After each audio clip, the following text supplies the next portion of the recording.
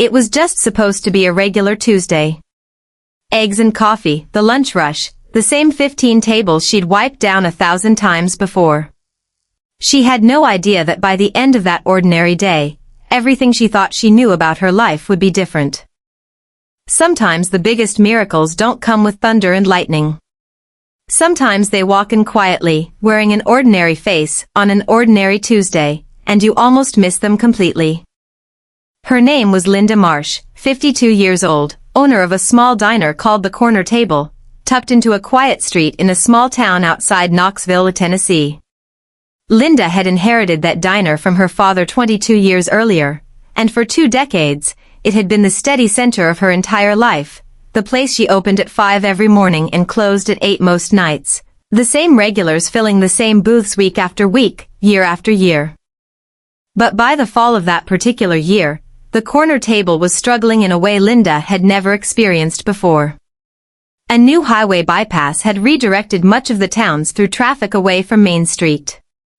A larger chain restaurant had opened just 2 miles down the road, pulling away some of her longtime customers with lower prices and flashier advertising she simply couldn't compete with. Linda had already let go of 2 of her 3 employees over the past year, working longer hours herself just to keep the doors open, watching her savings dwindle month after month in a slow, quiet erosion that felt, some days, almost impossible to bear. Linda had grown up in church, raised by parents who taught her to trust God with everything, but somewhere in the exhausting grind of running a struggling small business alone, that trust had started to feel less like comfort and more like a question she wasn't sure she wanted to keep asking. She still went to church most Sundays, still said grace before meals, but if she was honest with herself, her prayers over the diner had started to feel more like formality than genuine hope, the tired habit of a woman who wasn't sure anymore whether things were actually going to work out. That particular Tuesday started like most days did. Linda arrived before dawn, started the coffee, prepped what she could for the breakfast rush, greeted her longtime regulars by name as they trickled in, the same handful of familiar faces that had kept the diner afloat through its leanest months. Business was slow, slower than she wanted to admit even to herself, and by early afternoon, sitting alone in a booth during a rare quiet moment, going over bills that had piled up faster than her revenue could keep pace with, Linda found herself fighting back tears she'd been holding in for weeks. She said a quiet prayer, the kind she'd said dozens of times over the past several months, tired words that came out more out of habit than genuine faith at that point. God, I don't know how much longer I can keep this place open.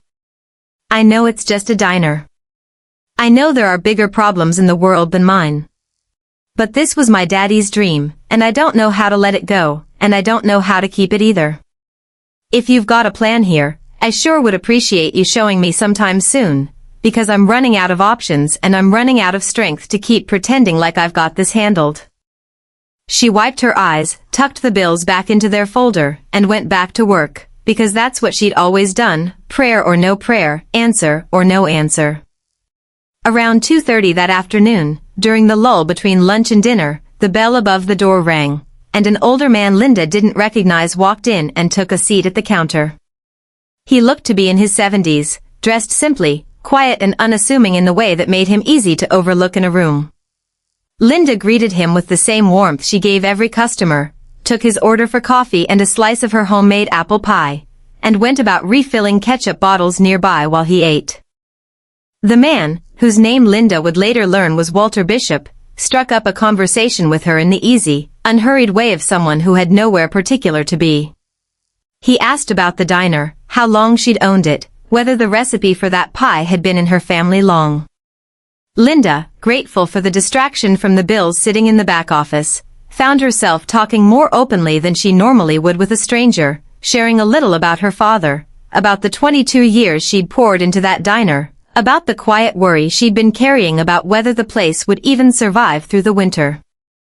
Walter listened carefully, asking thoughtful questions, the kind that made Linda feel, for the first time in longer than she could remember, like someone was actually paying attention to what she was going through rather than just passing through her diner on their way somewhere else. This pie, Walter said eventually, setting down his fork, is honestly the best slice of apple pie I've had in longer than I can remember. And I mean that. I've eaten in a lot of places over the years. Linda smiled, thanked him, and went about refilling his coffee, not thinking much more of the compliment beyond simple politeness. Walter finished his pie, paid his bill, left a generous tip, and told Linda he hoped to be back through the area again sometime soon. She thanked him warmly and went about the rest of her afternoon, the conversation slipping quickly from her mind amid the steady demands of running a diner short-staffed and behind on bills. She had no idea, in that ordinary moment, refilling ketchup bottles and chatting with a stranger about pie, that she had just had a conversation that would change the entire trajectory of her struggling diner. 3 weeks later, Linda received an unexpected phone call from a regional food and travel writer named Susan Kessler, who explained that she was working on a feature piece for a well-known regional publication about hidden, family-owned diners across the state. Small establishments with real history and genuinely exceptional food, off the beaten path from the chain restaurants increasingly dominating small-town America. I have to be honest with you, Susan said. I got a call a couple weeks ago from a reader who insisted I absolutely had to include your place in this piece. He said your apple pie alone was worth the drive, and that the story behind your diner, your father's legacy, all of it, was exactly the kind of place our readers need to know about. Linda, stunned, asked who had recommended her. Susan explained that the man hadn't left much information beyond his name, Walter Bishop, and a brief, heartfelt note about the pie and the conversation they'd shared that Tuesday afternoon. The feature ran 6 weeks later, a full-page spread with photographs of the diner, of Linda herself standing proudly behind her counter, and a warm, detailed account of the diner's 22-year history and the beloved apple pie recipe passed down from her father.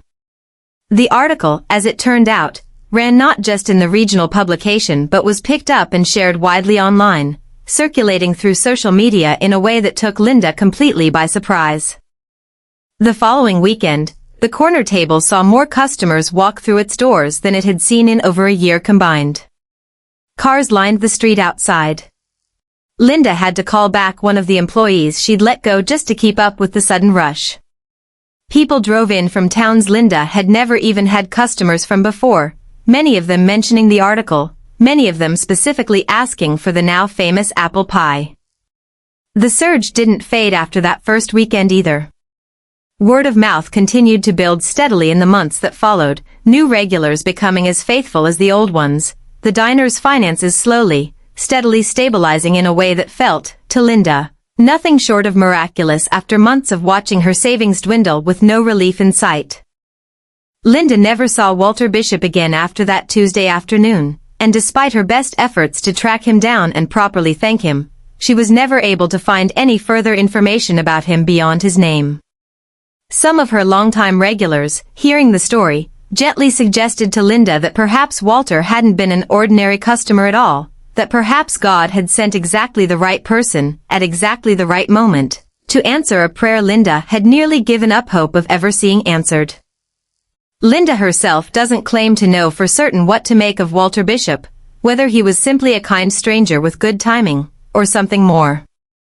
But she says she's stopped needing a definitive answer to that question, because either way, she witnessed something she can only call a miracle unfold from what felt, at the time, like the most ordinary Tuesday afternoon of her entire year.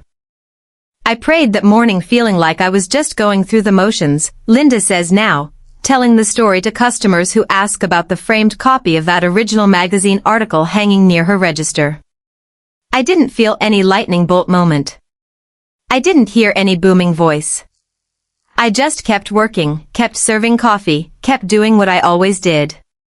And it turned out God was already answering that prayer, right there in my own diner, in a conversation about pie I almost didn't think twice about.